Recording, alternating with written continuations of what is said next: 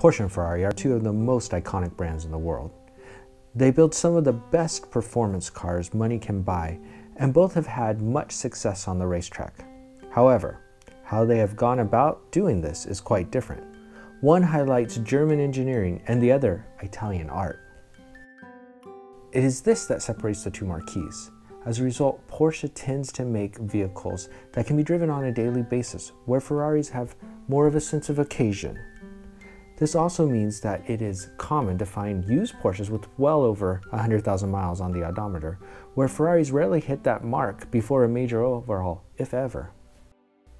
Porsche had humble beginnings with ties to the Volkswagen Type 1, more commonly known as the Bug, which was designed by Ferdinand Porsche himself.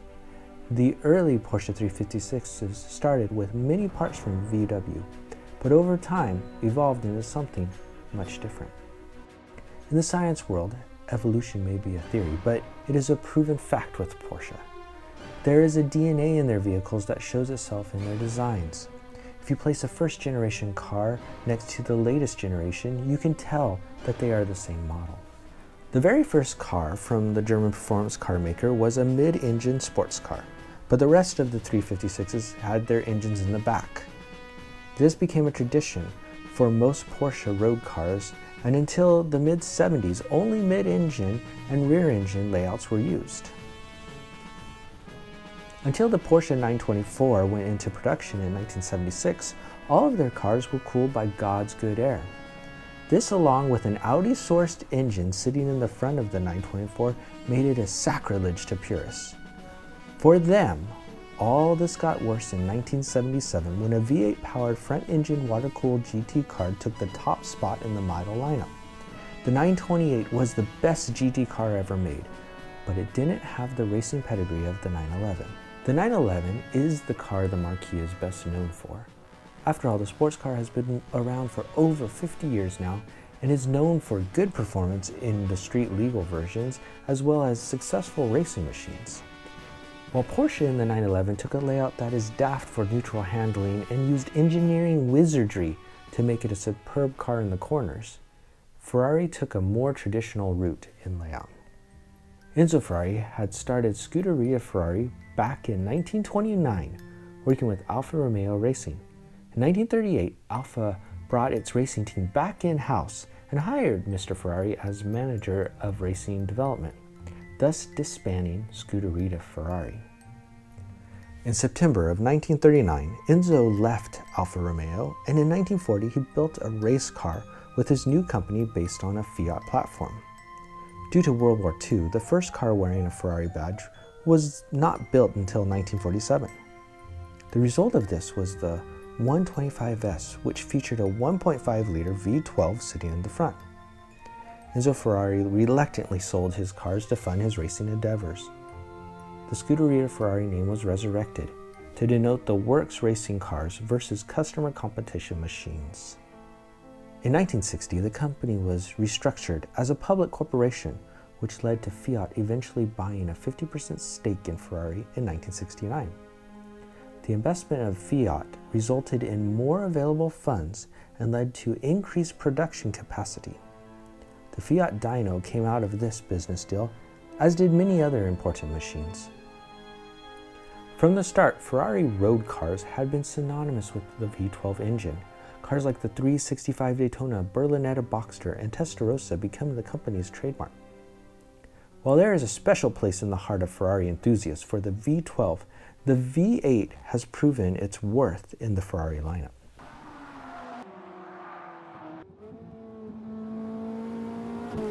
The Ferrari Dino was originally just marketed as a Dino. It was to be a less expensive sports car from the Italian automaker with performance and a price to take on the Porsche 911. The Dino name was to honor Enzo's son, who had passed away at just 24 years old. Unlike other Ferraris, sitting in the middle of the Dino was a V6 engine that first appeared in the Fiat Dino. The design of the engine was credited to Alfred Dino Ferrari, being created before his passing. While the Dino only had 6 cylinders, it opened the door for the 308 with a V8 sitting in the middle. The 308 is an iconic car that was made famous by the TV show Magnum P.I. For many, the zenith of the mid-engine V8 Ferrari is the F40.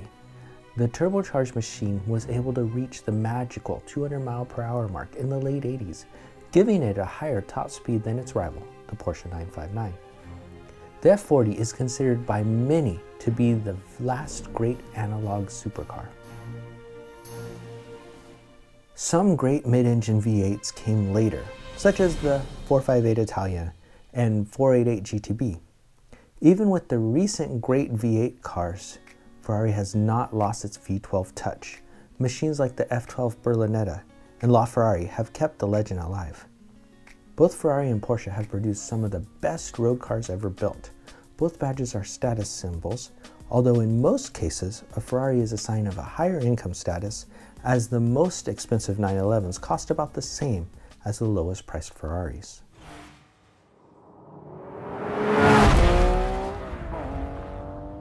I'd drive any of them. I think the 288 GTO is really truly spectacular car. I mean, really comfortable to drive. You can handle it very well. The F40 is the F40. I've had the F40 for probably 20 years. I've done a lot of miles in it. The F50 is a refined F40. The Enzo is a new, totally new era in Ferrari supercars.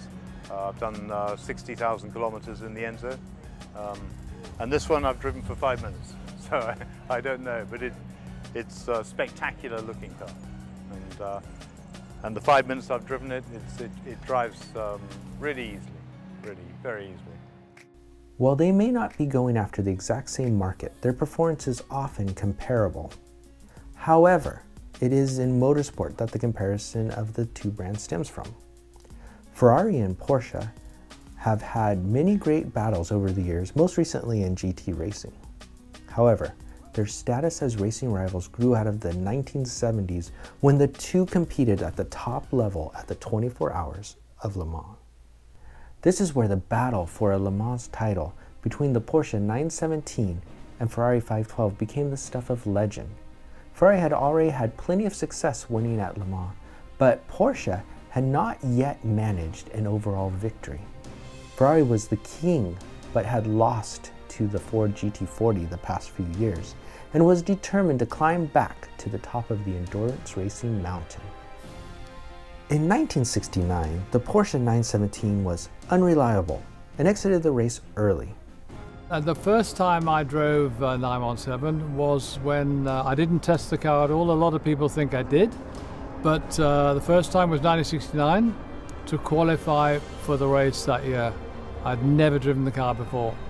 And after I drove it for a short while, I realized the car was not at all sorted. And it was very difficult to drive because aerodynamically it was lifting and it really needed addressing, which Porsche did for the following year. But the first year in 1969, it was not a car that I liked to drive very much. It was very wayward. The Ford GT40 took the victory, although just seconds over the remaining Porsche 908. For 1970, all the kinks were worked out, and it set up a huge battle with Ferrari's new 512. The race proved difficult for Ferrari, with most of their works vehicles out in one incident. But hope was not all lost for Ferrari, as two 512s managed to stay in contention for the lead. The non-factory entered Porsche 917s also had a difficult time and were out of the race by the 12th hour. Two factory 917s remained and were able to hold on for a 1-2 finish. A Porsche 908 finished third overall, with the Ferrari 512s finishing fourth and fifth. The victory cemented Porsche and Ferrari as rivals, and also was the first of Porsche's 18 victories at the legendary race.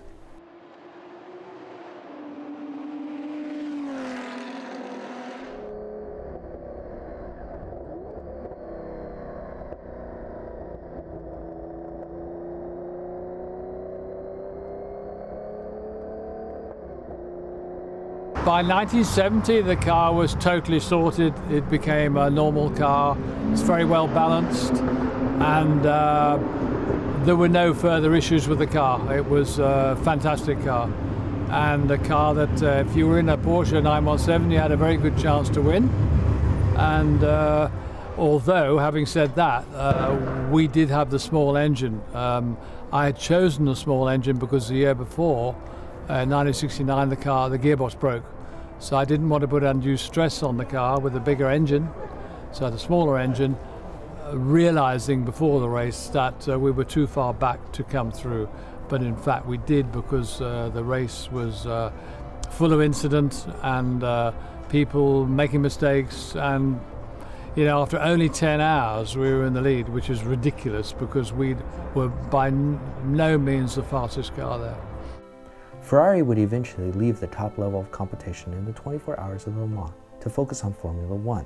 We have to demonstrate that the expectation of the public is going to be satisfied by our result. Of course, it's not an easy task.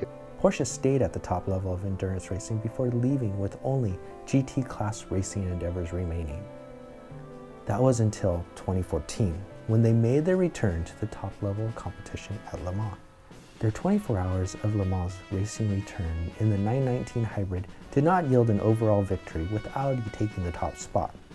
However, Porsche did get back to the highest level of endurance racing with overall victories at the 24 hours of Le Mans in both 2015 and 2016.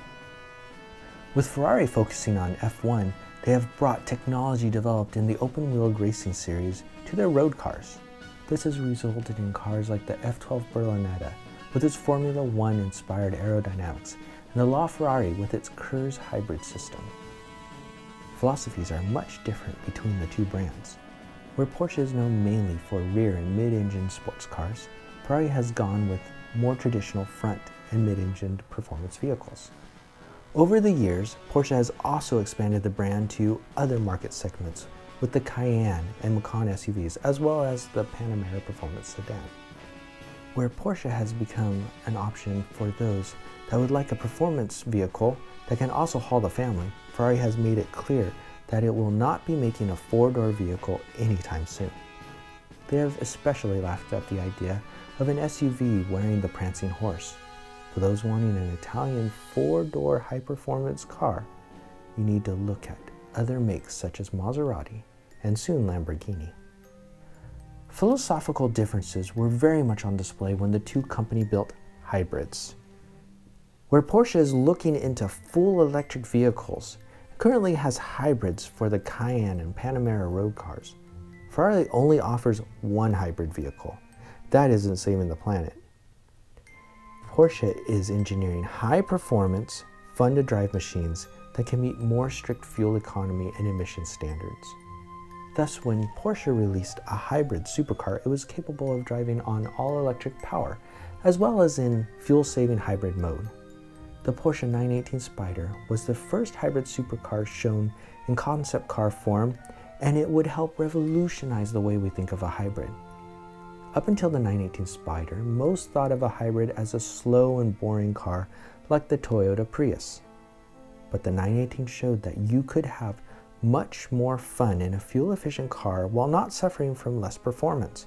In fact, the hybrid system could provide additional power. Using technology that was first tested on the racetrack, the Porsche 918 could offer up to 887 horsepower when the fire-breathing mid-mounted V8 worked together with the electric motors. Add this to its lightweight construction, all-wheel drive system, and four-wheel steering, and you have a very fast car. How fast? It is the fastest production car to ever go around the famed Nürburgring with a lap time of just 6 minutes, 57 seconds. In response to the 918 Spider, Ferrari released a car that is about as Italian as you can get. Just like the battle between the 959 and F40, the 918 Spider is a technical showcase of the car of the future, but the LaFerrari is a car that makes the best car of today's technology. It may have a hybrid system, but one that is more like those used in a Formula One car. As a result, the V12 used to power the machine never stops being tapped. is only given added boost by the hybrid system. There is no way to drive on electric-only power. The LaFerrari is one that is built for a single purpose. It was made to provide ecstasy to its owner. The LaFerrari, at least on paper, is the far better car. It offers 949 horsepower in an uncompromising package. Even the seat is tailor-fit to its driver, removing the need for seat adjustments and lowering the ride height and thus the center of gravity. It is automotive nirvana. While it may never save the planet, it is a work of art and should be appreciated as such. The Porsche 918 Spider and Ferrari LaFerrari pretty much sum up both marquees. The Ferrari is a work of art with only one purpose: to take its driver to the highest levels of performance. It originally cost about $500,000 more and is made for a spirited weekend drive, as well as a status symbol. The 918, on the other hand, while still having a price tag close to $1 million, costs well less than the LaFerrari. It is down on power, but has beaten the LaFerrari in many head-to-head track tests. While most won't use a 918 Spider as a daily driver, you could. Porsche may be the more attainable brand, but is no less potent. Ferrari and Porsche both make some of the best machines on the road.